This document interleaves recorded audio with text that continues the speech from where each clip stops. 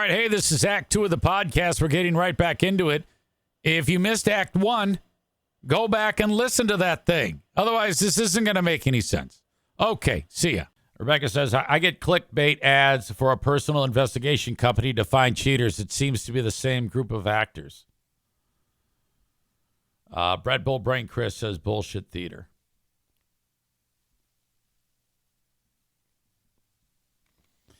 He adds, wait, so she's doing all these things totally fake. Alan says 100% fake.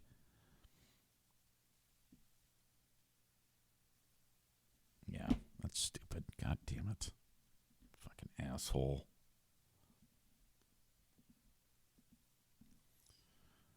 Modern woman goes on a first date with, I think this one's real, with Pirates pitcher Chris Davinsky, and then tells all after he attempted to persuade her to go back to his place.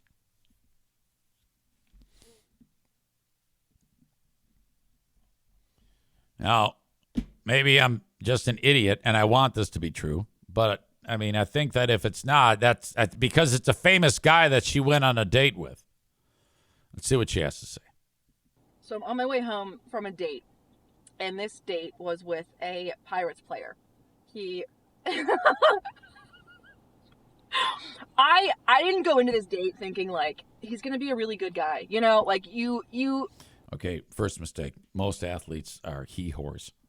I had the right expectations. So I get to this date. We just got coffee. Very casual date. He asked me if my pants, I'm wearing cargo pants. He goes, oh, are those comfortable? I go, yeah. He goes, are they easy to get off? I go, yep. Sure. And he goes, all right, nice, easy access. Oh, God damn. Go, what, for on the fucking street right here? So he starts referencing sex and stuff.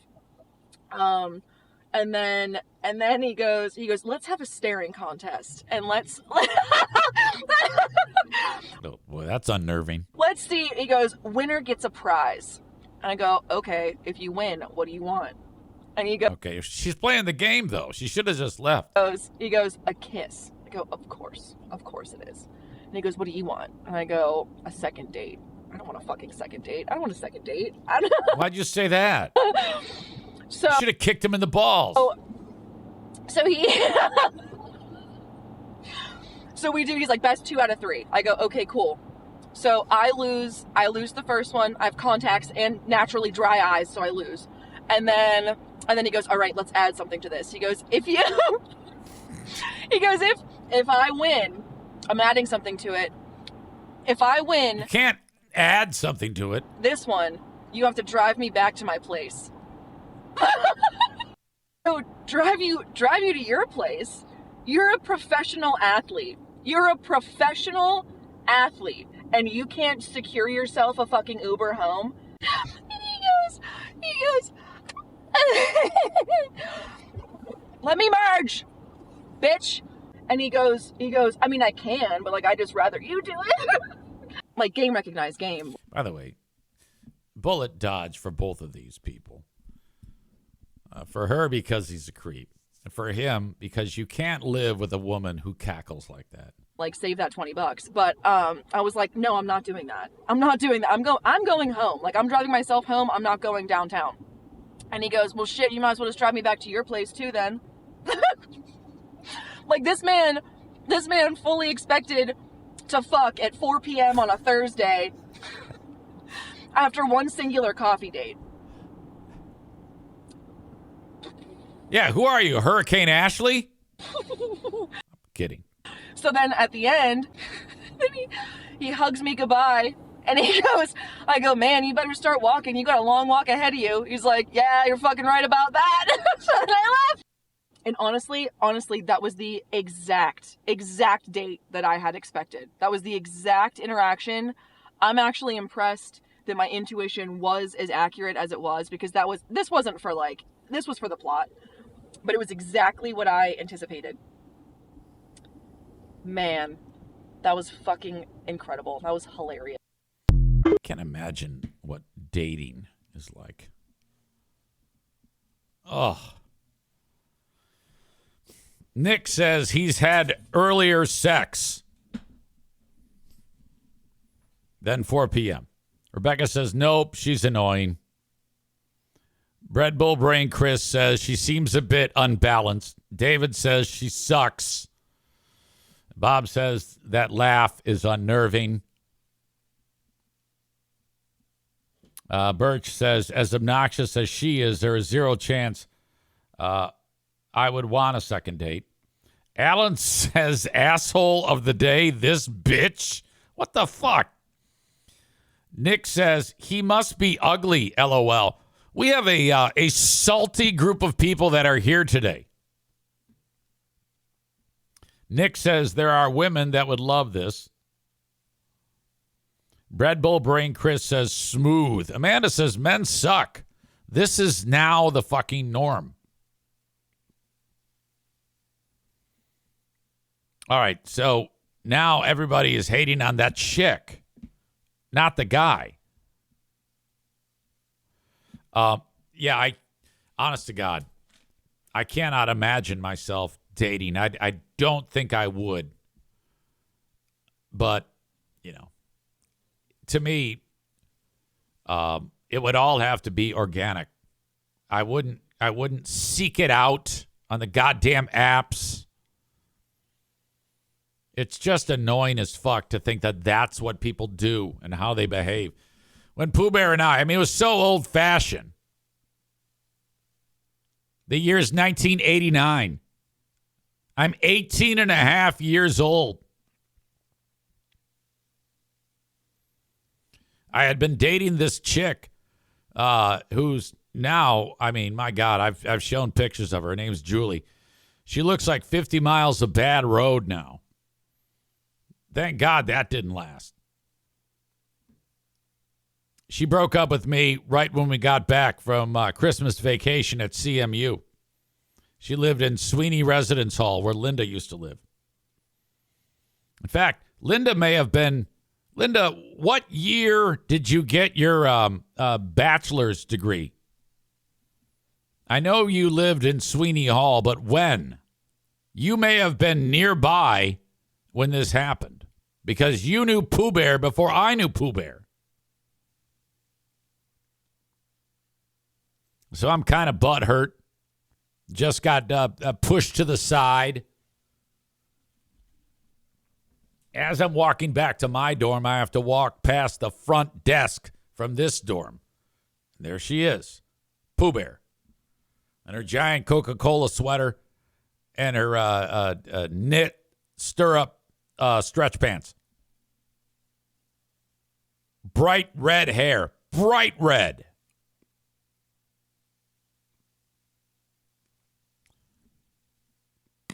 Linda says, I graduated in 89. So, and you were not in Sweeney for this year. You had moved on to a different residence. Hi, Eric. Hello, Diana. How was your vacation? Not bad. How was yours? Good. Julie just broke up with me. Oh, I'm sorry to hear that. Yeah, it was weird. Now, I knew she was dating this dude in the Marines. And I don't know this, but they broke up over this Christmas break. And I go, how's your boyfriend? What boyfriend? And she had her head down. She was like writing and not looking at me. And she goes, what boyfriend? And then she just looks up at me while she's holding her little pen. I go, with like, you know, a fucking troll at the end of it. And then I'm like, oh, this old chick doesn't have a boyfriend. So, yeah. I was like, oh, all right. So then I wandered over. There was another room of chicks that featured Julie, Paula, and Martha. And I used to date Martha before, now, not the same Julie who broke up with me. Julie, Paula, and Martha. And I go, hey, the other Julie broke up with me. Martha was my previous girlfriend before Julie, but I was still talking to her. It was cool. And that was the chick who had the very, very bad smelling vagina. That was the first vagina I ever touched. And after that happened, that was in the first part of the semester. And I'm walking back to my room, and I'm like, what the fuck is... I sniff my fingers, and I'm like, God damn, that's intense. So I'll never forget it because we had a scouring cleanser in our room. And it was myself and these two black dudes, Nathan and James and Jason. I still talk to Jason. And it was so bad that I put like that Ajax that turns blue. And I'm like scrubbing the shit out of it. And my hands are like completely, they have no moisture in them. It's like soaking them in alcohol. They're so dry. And for like a minute or two, they smell like Ajax. And then I'm sitting there in my room and I'm like, fuck. Skipper. And that's James. He was a track star. He was one of the black guys. This was the guy who was, I walked in on when he was cleaning his penis. Another great story. I go, Skipper. So I attempted to finger bang Martha. And she put the brakes on it, but I definitely was in that area. And I can't get the smell off. It smells like a fucking platypus's asshole. And he goes, no shitty? Yeah. He goes, it's in your paws, E. It's in your paws. I'm like, it's in my pores. It ain't coming out. It's going to take a long time to get it out of there, E. Ah, fuck. It's in my pores.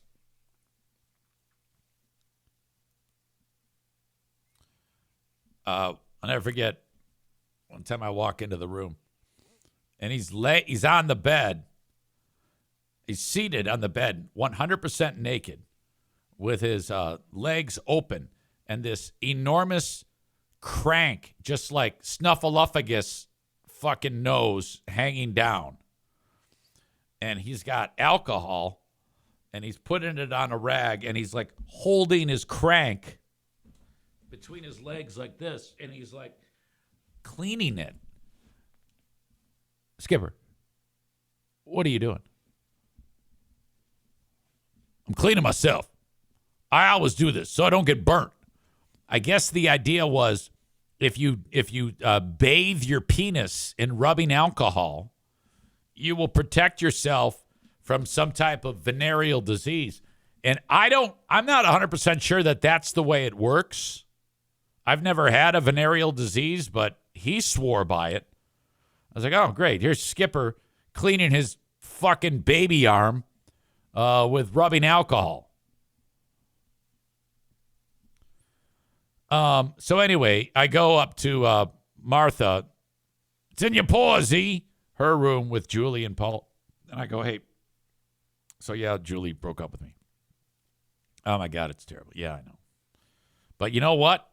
I think I like that Diana at the desk. And they go, well, we got bad news for you. First of all, she's much too old for you. Second of all, and she wasn't. I mean, she's 22. I was 18. She's dating a Marine. He'll kill you. I go, she's not dating that guy. She just told me she's not dating that guy. And the rest is history. Because then she was like coming on strong. The flirt game was large. In fact, let's back up.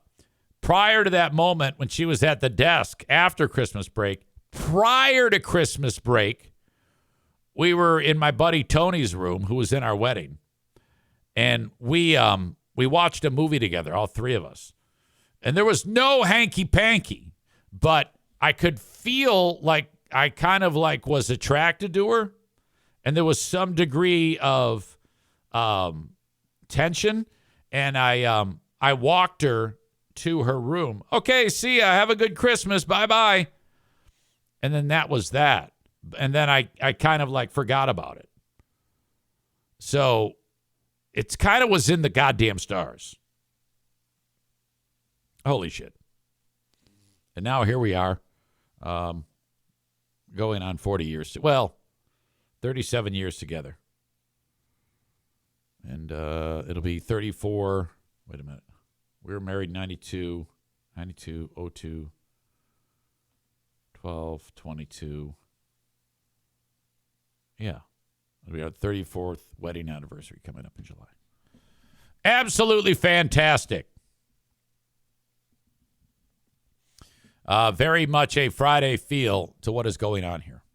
I'm losing track of how I'm getting to these stories, but we are getting to them. This one is interesting. And before I get to that, Piano Fingerbanger says, my favorite part of this story is that you lived with two black dudes while being the whitest guy in the state, LOL. Donko is here. He says, damn it, I forgot about the 9 a.m. sharp start. It's going to take some time to get this down. But my goal is that if I condition you guys enough, right at 9 a.m. on Fridays, you'll click. You don't have to worry about a notification. 10 a.m. Monday through Thursday. Boom. There we go. There I am. Megan is here. She is, I know she's had I talked about this earlier, been through it this week. Hello from my bed. I recommend you not go out. Maybe you'll be okay tomorrow, but tomorrow is like black belt Nick. So, I mean, it might be better for you to just stay at home. Whatever you think.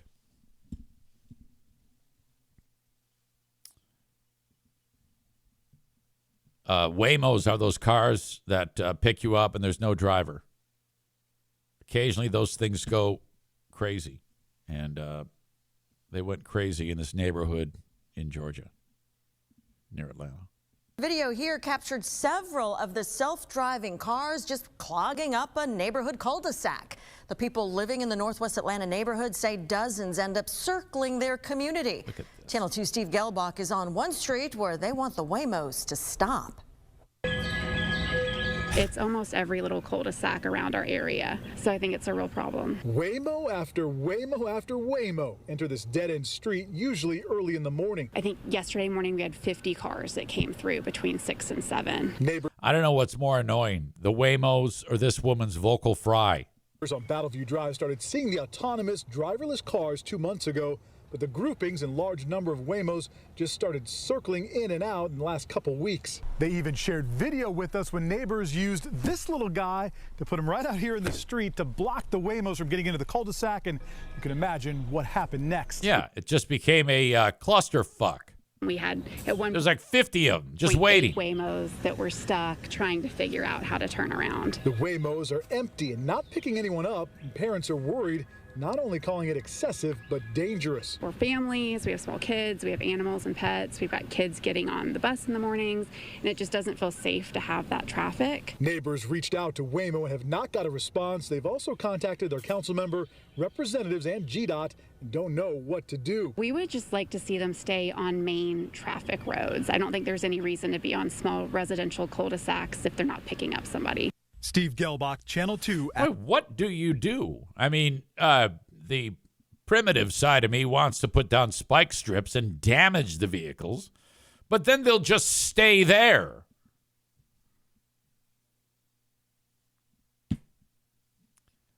So I'm a little concerned. I would be a little concerned with that. I kind of wish that this never happened. You know, I mean, in a lot of cases, I think that the bubble is going to burst and that these things might just go away. These driverless Waymo type of things, vehicles, because, I mean, you hear about these things from time to time, and how much good are they really doing? I don't think they've perfected this. I don't think that they should have been. I don't think they're ready for prime time if this happens regularly. Megan says, I like when they were all in a parking lot in California honking at each other all night. I remember that. Absolutely absurd. Piano Finger Banger says they are everywhere in San Francisco. I think there have been instances where they would just stop, like on the freeway, and there's passengers in there, and they don't know what to do. I think the easiest way to get rid of these disasters is to not utilize them. If you have an opportunity to get picked up, don't use a Waymo. The quickest way to get them to go away is to make them not profitable for whoever the fuck is behind these stupid things. It's fucking dumb. Folks, I don't know if you heard the story.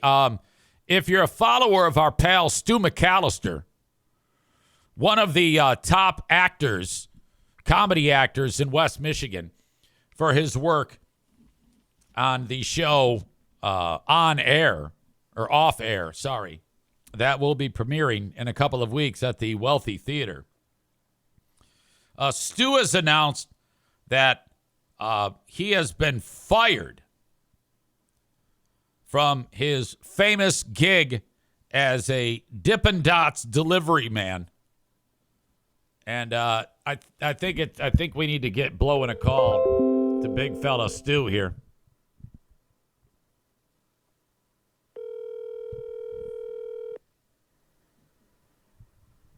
He says he's not busy, and I believe him.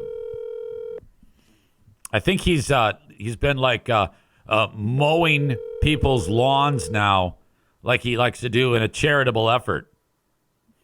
And I think he just had a couple of job interviews. Phone of McAllister, please leave your name and number, and I'll get back to you on it. Hey, Siri. Text Stu McAllister. What do you want to say? Hey, cock. Period. I'm trying to get you on the show to talk about losing your Dippin' Dots gig. Period. What the fuck? Question mark. Call me, bitch. Okay, sending.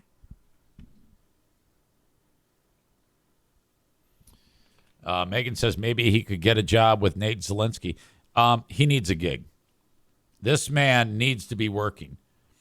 The thing about Stu is it's not a great idea. I know people who have recommended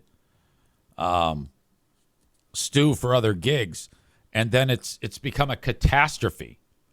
I don't know what the fuck is wrong with Stu. But for whatever reason, Stu gets in fights with people. All right? And I think he'd tell you that. I'm not talking out of school. But I think that if you kind of look at him sideways, he wants to beat the fucking shit out of you. Tofa says people probably annoy him. Oh, 100%. We used to talk regularly on here about how many jobs Stu has had when he's been looking for other jobs. And it always comes back. It would always come back to the Dippin' Dots job. He'd fuck it up or something horrible would happen. And then the next thing you know, he's back at Dippin' Dots. But now, Dippin' Dots fucking fired him. So now what? Thing about Stu is, very talented comedian, solid writer, decent performer, educated. He's a counselor by education. And he's like, fuck all that shit. I don't know. Maybe just stick to comedy. Piano Finger Banger says, hey, yeah, you mean the guy who screamed at his elderly dog has a temper problem? I'm shocked to hear this news. It's a good point. Runner Girl Amy says, I'm laughing so hard at all of this.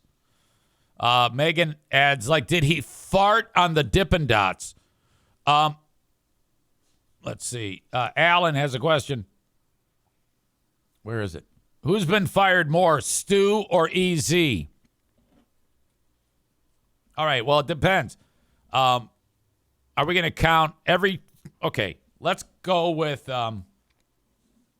let's do it running total. Started in radio in 92, but I had been fired twice before I was in radio by my brother, my half-brother, alleged half-brother. We don't speak. He fired me twice.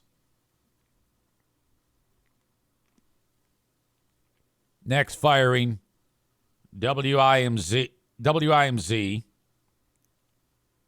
Now, I guess you got to count the Riff, too. Riff, IMZ, The Bone in Knoxville, WGRD, the Grand Rapids Drive, got that job back, WBBL, iHeart once, got that job back.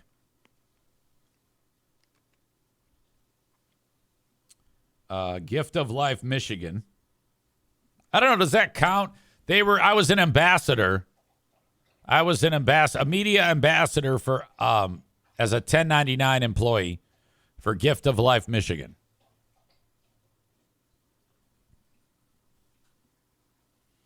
I've got 1, 2, 3, 4, 5, 6, 7, 8, 9.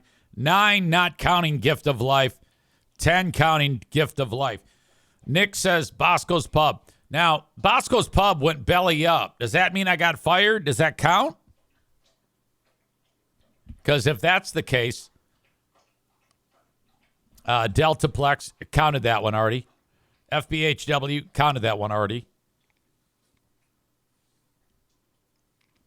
No, we are not counting Bosco's Pub. Reasons for firings. Riff. Shitty at my job. IMZ. Format change. The Bone in Knoxville. Insubordination.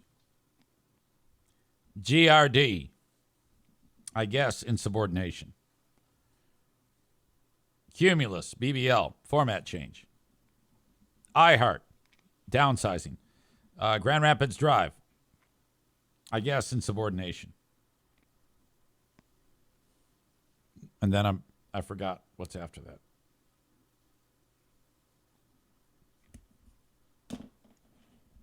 that. Gift of Life, because I defended them from some fucking psychopaths on social media. Tophus says people are fucking twats, and sometimes you just hit a limit as to how much shit you will take. Joe Martinez fired you. Yeah, I don't think it works that way, because he's a customer of mine. He spent money on advertising. I think you guys are reaching when it comes to the firings, because that means anybody who used to advertise and then decides not to advertise is firing me. I don't think it works that way. Did the limo company fire you? No. Megan says, I don't think sponsors are jobs. Stu has had that number of firings in 18 months.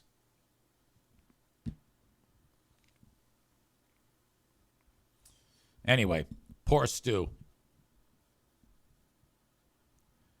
Megan says, I think you are the only one who can fire you from this job.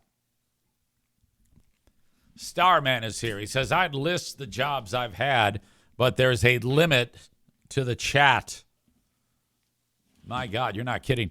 Anyway, good luck to Stu. Let's talk a little bit about what's going on with the NFL schedule releases. Now, my pal Man Bun Chris sent me... Hold on. Quit. Sent me several of these.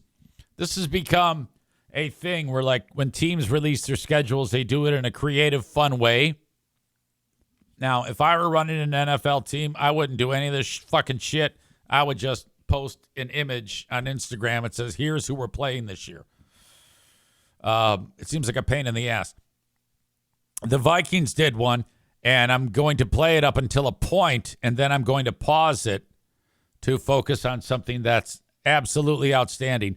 this one particular moment is so excellent that it makes it head and shoulders above any of the other ones. It opens up with Chris Jericho as a waiter at a fine restaurant.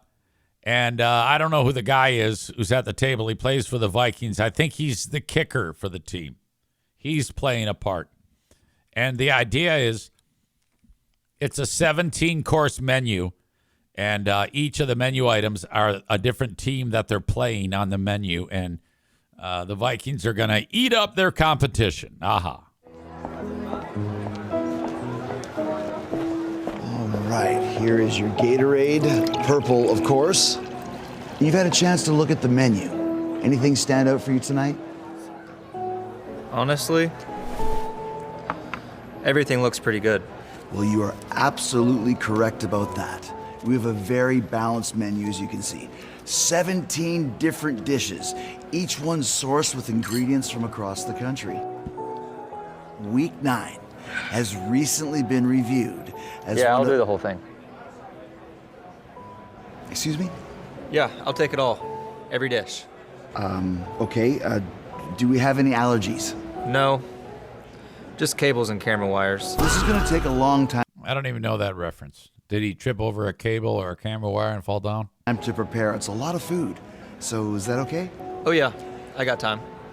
Sounds good. Every dish. All right, so now they're preparing the food. Okay. Week 1 is a lot of cheese and sausage and beer, so they're playing the Packers. Okay. Week 2, they're playing the Bears. It is a bear claw, sweet, flaky pastry with frosted paws, so they're going to eat up the Bears. Week 3. Looks like Pirates Booty snack. That's the Buccaneers. Week 4. Dolphins. Got some dolphin fish. What is it? Be like a confectionery treat. Bourbon Street Miracle. Week 5 at the Saints. Week 6 bye week. Kitchen reset. Try by Will Reichert to win the game. Will Reichert. That's his name. Snap. Spot. Reichert. Kick is good.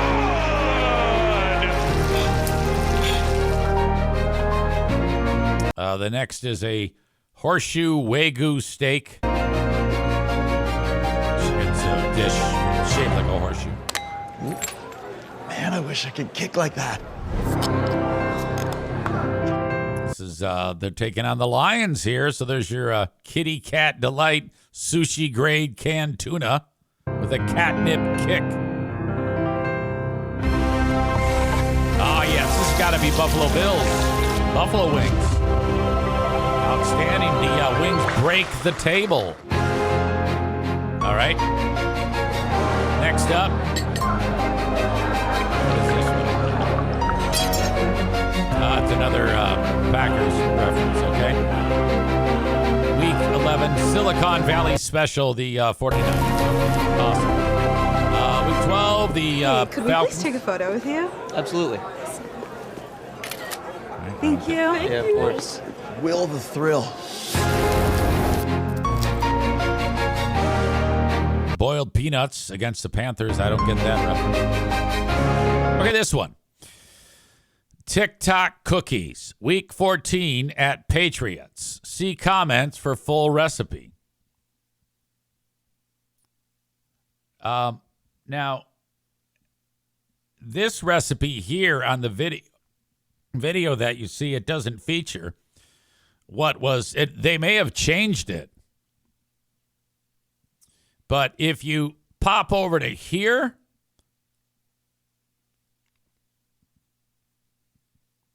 one teaspoon of Rossini juice. Now, wait a minute here. Are you telling me that they actually published 1 teaspoon of Rossini juice for the Patriots? Oh, my God. No, I don't see it here on the video. This person either screen grabbed that and then posted it, or edited that in. I think it actually was there. When you see it, 1 teaspoon of Rossini juice. But now if you look at it, it's not there. Did they make that change on it? Because if it actually was on there, then I fucking love that. Donut Dan says that is lame. I hear the Chargers took a big shot at Vrabel also. Why is that lame? That's outstanding. That's a level of trolling that we could only hope to aspire to. To be that bold and rip on the biggest off-season story in years. I actually have the Chargers one, too, that Chris sent, and I didn't make it through it because it was stupid. Like, I kind of hate these things. But this is the Chargers one. Now I kind of want to see what you're referencing. Somebody says, one of you said that. Who was it that said that? Nick says it's fucking genius if it was real. Oh, yeah.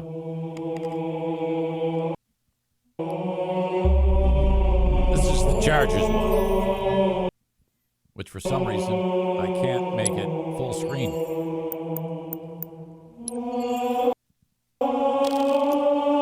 And I'm definitely not going to watch this whole stupid thing. So we'll have to come back to that. All right, so the NFL releasing their schedules and everybody's losing their mind. Anytime you can make fun of Vrabel, though. Nick says, I love the Halo theme because, yeah, they were doing it all Halo-related. I'm anxious to see any reference to Vrabel. I have lived for that story since the very beginning. Can you imagine how difficult it's going to be to shut out the noise while you're on the sidelines if you are Mike Vrabel for this football season? My God. This might be that the only thing that they can do to shut out the noise is to actually fire the guy. Stu McAllister, ladies and gentlemen. Stu McAllister. Eric Zane. I caught the news, and I'm live on the podcast right now. Oh, God. Yeah, about the recent developments with Dippin' Dots. And that's true, right? Oh, God, no longer for life. Holy shit, God. Stu, you've been there for decades. It's over, baby. What can you talk about? Oh, boy. Well, I apparently created a hostile work environment. Oh, okay. All right. Now, Stu, there was an incident. There was a guy, I think you told him to go fuck himself or something like that years ago. Oh, yeah. Yeah, I invited him into the parking lot. Is that does it involve this guy again? No, it does not. So it just I got tired of my coworkers. Okay. And I told my coworkers they need to do their job. Basically, I'm fine with people being lazy pieces of shit, but if you being a lazy piece of shit affects me and my job, then we're gonna have problems. I'm with you, Stu, and that's something. I mean, I've been fired for the same thing. Yeah. Bread Bull Brain Chris asks, are there charges pending? No charges. I never touched anybody. Never threatened to touch anybody. I just am. I'm a bit of a hothead like you, I guess, Eric. No, 100%. And the world is dwindling in opportunities for you and I. The world is changing, and we are not, and we don't like people to fuck with us. So this is how this happens. Yeah, people instead of deciding to do their job, they will just like tattle or do whatever they can to get you in trouble, which is what happened. It's shocking to me that something as simple as challenging one's work ethic is, I mean, you really just wanting them to do a better fucking job ends up coming to haunt. To me, that's a quality. That's the guy you want on the team. Yes, you would think. You want the floor general. You want the fucking full metal jacket drill sergeant. That's how winners are made. You want that lunatic on the wall. Absolutely. I need that wall. That's actually A Few Good Men. But anyway, yes. I know what you mean. Okay. Yeah. Well, now that happened a few days ago? Monday. Okay. And I knew it was going to happen. I had a phone interview with HR. Then I had face-to-face with HR, my boss. And then I thought it was done. But then Sunday night, I get a text from my boss going, "Hey, can we meet tomorrow morning?" And that's when I knew I was getting fired. Boy. So, yeah, you're not having 3 meetings with HR about something to tell you you're getting a raise or a bonus or things of that nature. So, Stu, I noticed that on your first day after the big news, 2 big job interviews, and you're now mowing people's lawn with your extra time. That's been a staple of the Stu McAllister world, keeping yourself busy. No moss grows under your feet. What can we expect next? I got a job interview today at noon. And when I left my boss on Monday, he said he'd be a recommendation for me, so no harm, no foul. Okay. But it's one of those things I acknowledge that Dippin' Dots was a job. It wasn't a career. It wasn't paying me gobs amount of money. There are jobs out there, and apparently that's all I'm going to get from now on. Did you do comedy this week? Because I think that would be a spiteful show that you would have done. I picture you like Michael Richards at, yelling the N-word at people. Well, I did some last week where I talked about talking with HR. So, I mean, it has happened. I have not done any this week.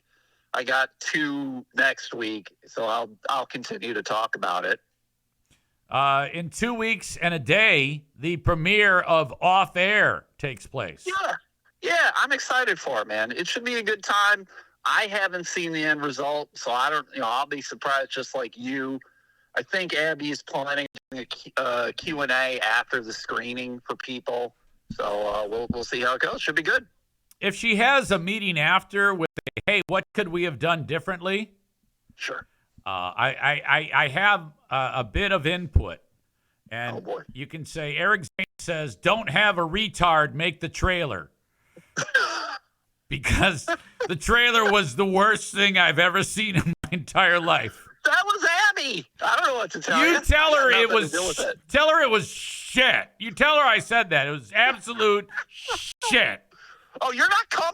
How dare you? I can. I'll be. I've got a. I know I've got something going on. I remember it. But I remember I have something, but I don't remember what. Okay. Oh, good, man. I get it. You're Unless busy, if man. it cancels, I'll double check my schedule. But it'd be great if you could make it. I totally get it if you can't. Right? It's a busy time of year. 100%. I'm gonna watch the trailer again to show everybody how shitty it is.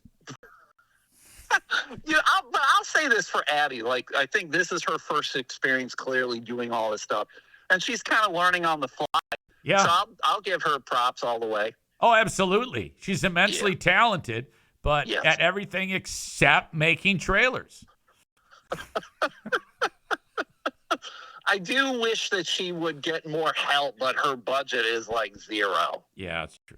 So it's like getting help from other people who are willing to do it for free. Stu McAllister, you're a saint. Thank you for the time. As always, they can go to, what's the best way they can check you out, Stu, please? I don't even know anymore, man. Don't reach out. Don't. I had to make my profile private because people were snooping and stuff. What about snooping over what? What's going on? Oh, all like the stuff that I said at work. Like I had coworker's husband was snooping on my profile. That's not good. Oh yeah, 100%. So locked it down, baby. But let me ask you this, Eric, or I'll tell you this. If people need help out there mowing their lawn, get a hold of me. I'll come do it for free, no questions asked. I'm going to mow a lawn after the job interview out there in Spring Lake. So oh my God. Oh, yeah. God, you need to tell these people to fuck off and do something better with your time. That's how I got in trouble. All right, Stu, I appreciate you. Thanks, man. I appreciate it, Eric. All right, see you. I'll talk to you. Yeah. See you, man. Goodbye.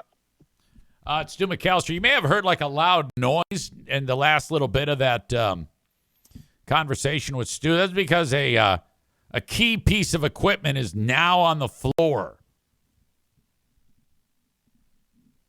I'm not sure what happened. I think I grabbed it with my foot. Off-air Grand Rapids trailer. Yeah, I cannot. I just can't do it. I can't just say, yeah, this is great, just because I know the people involved.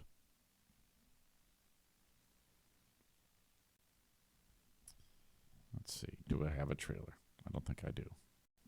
All right, I'm not going to search for it. I do want to get into the internet is divided over this guy. These hillbillies are at a rodeo. Guy firing T-shirt cannon, launches one, and it's going right for this chick. And cowboy steps in and snatches the shirt. Eddie set the bar real high, showed me what a real man looks like. It's gonna take one to fill those shoes. All right, so you saw that. It's going right for her. And he steals the T-shirt and gives it to his daughter.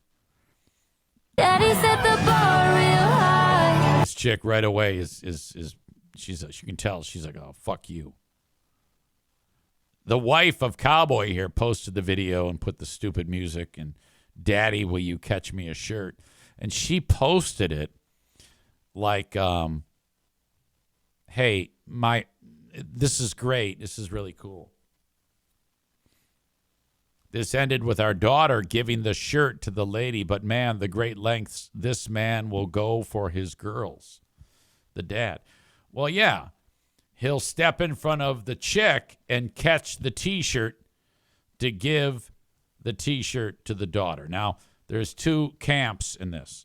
There's that sick fuck should have let the girl catch it. And then there's the you snooze, you lose. Tough shit, that's the way it goes, camp. Equal rights. You know, if you're, I'm not just going to let you, if I have a chance to pluck it from your hands, I'm going to do it. Now, I would not stand in front of that chick and grab it because she would kick my ass. So I have no interest in any of that. But where do you stand? Is this guy in the wrong over that? The internet is thoroughly divided over this. California dad accused of stealing shirt from woman at rodeo divides the internet. You snooze, you lose.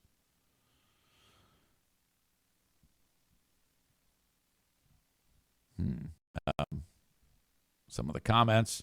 As the clip spread online, viewers quickly split into camps. This is showing her that it's okay to take from others. Well, technically, that's not true. It was in the air. It's not technically hers until she gets her hands on it, which she did not. This was not a display of kindness. It was selfishness, one commenter wrote. I can't get behind that. I can't say it's selfish when it's in the air. He leans in, catches it. Yes, he snagged it from when it was in front of her, but he did make a play on the ball. And he gave it to his daughter. Showing his daughter how disrespectful he is to other women. Nice lesson. I don't know, man. You can put this in any type of light you want to with the right language. You can say he's showing his assertiveness by doing whatever he can for his daughter, even if it is stepping in front of a woman to catch a T-shirt. And, I think we need to get out of hey, we need to give women a break. I don't know if that helps women when we, quote unquote, give them a break. Like, hey, let's let the girls win. Isn't that kind of fucked up? She could have very easily have boxed him out or whatever, pushed him. I don't know. I'm guessing that at a rodeo, there aren't too many fragile flowers there. Plenty of viewers backed the dad, arguing he was simply trying to make his daughter happy and that the shirt was fair game once it was thrown into the crowd. Personally, I see a man doing whatever to please his baby girl. Who cares what a stranger thinks? People thinking the woman is entitled to a shirt being thrown into a crowd is wild. You snooze, you lose. That's how life works. It's hard. Caracas, that's a guy, later defended himself on Instagram. Because, he's I think he's a realtor or something like that. So then immediately after it happened, the internet started to, cancel him and ruin his business because he took the T-shirt.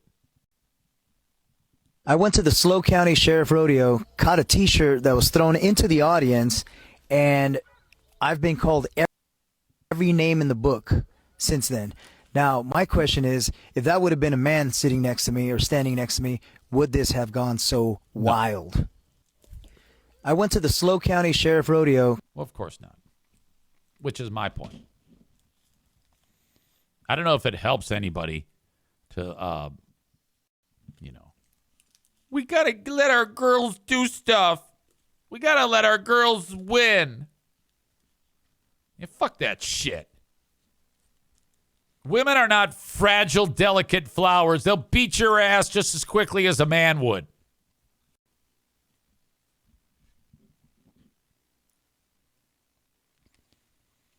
Comments. There's a lot of them.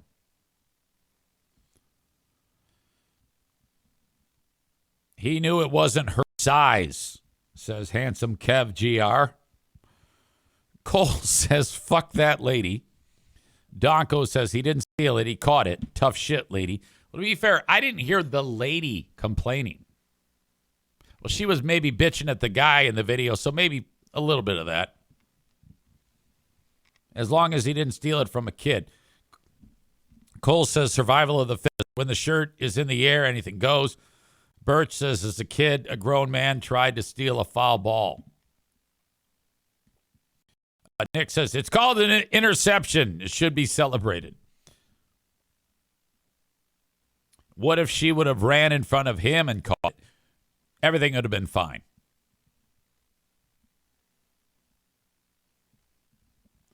Badger says, why do people go crazy for stupid, cheap T-shirts during sporting events is beyond me. He also adds, it's time for a GoFundMe. Rebecca says, a whole lot of overreacting in the comments. It's a frickin' promotional T-shirt. Black Belt Nick says, equal treatment means equal treatment. Megan writes, treat me like I'm delicate. All right, well, I think that applies to Mr. Megan. I think in the real world, if you're going for the T-shirt and Cowboy Bob there stands in front and takes it,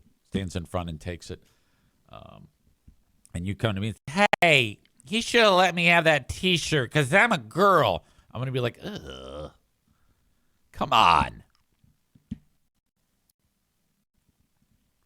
Anyway, the West Michigan Whitecaps want you. They've got games coming up next week, starting on Tuesday, for a 6-game homestand. Get your tickets at whitecapsbaseball.com.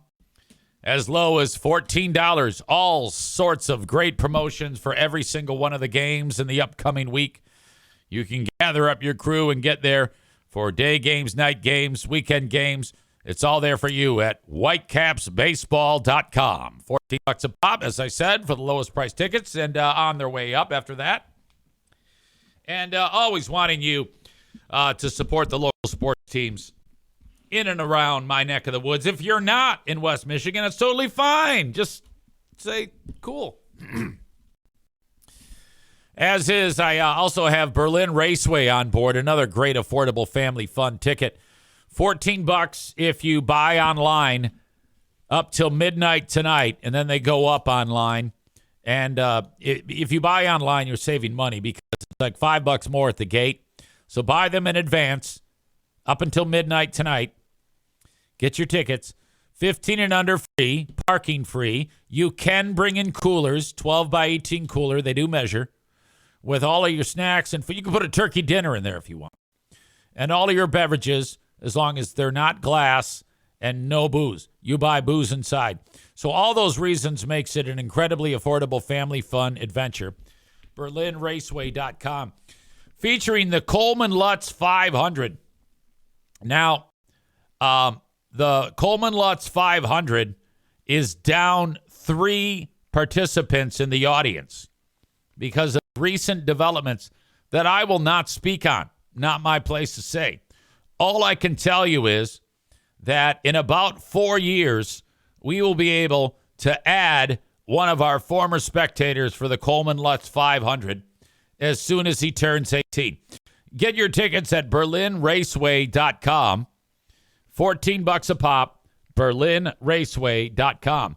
And finally today, before we get to the asshole of the day, and I do need assholes. I'm always in need of another asshole. And as usual, I'm too busy talking. I couldn't even tell you who would be a good asshole of the day today. So, we've talked about a lot of things. Get your nominations in the chat, please.